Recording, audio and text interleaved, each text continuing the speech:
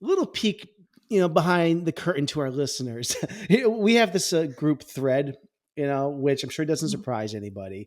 But I messaged everyone in our between the three of our hosts, and I specifically was targeting you, B, because I think you're the Sure. lone member of our team that has seen this film before. Yeah. And I asked, "Is this basically 2 hours of edging?" Yeah. Because that's what this movie felt like to me. And Yeah. it's not a negative thing. Just this is such an incredibly intense, charged romance that it's really depicted beautifully.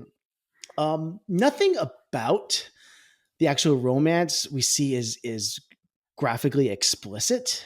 I did Mhm. not find the nudity titillating or gratuitous. The eroticism lives in the glances and the observations that Marianne and Howie share with each other. This movie is about the power of gazing and observing, Yeah. and you can cut the sexual tension between these two with a knife. But all Well, right, I'm I'm getting ahead glad of you. myself. Well, no, I'm glad you brought this up because this movie really spurred a big conversation about the female versus the male gaze in Oh yeah. cinema. It, You know? I think I think this movie is a masterpiece. And I'm underlying think because my takeaway is that I really can't find a single flaw with this film.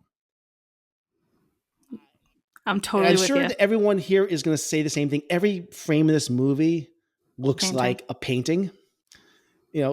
Sam, you complimented the cinematography.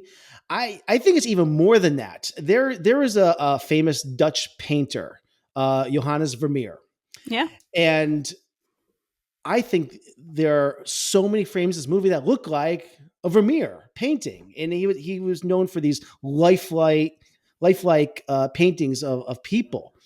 And I at times were like these characters just kind of like standing there looking at each other, gazing at each other.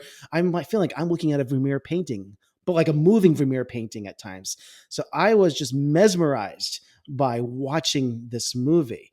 But I guess there's just one thing. I guess I'm not calling it a gripe, but it's actually a result of how incredible the two leads are. And this is going to sound kind of weird, but the movie did feel a little stagey, and it's not in a bad way. I was constantly You're snapped very back. aware of the blocking.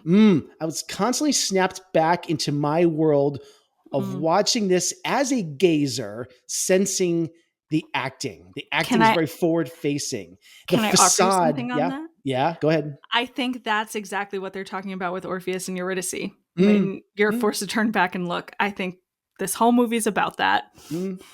There's a lot in there. Yeah, Yeah. the facade of this whole thing, as if I could see the actors putting on their characters, their costumes, and pretending to be these people.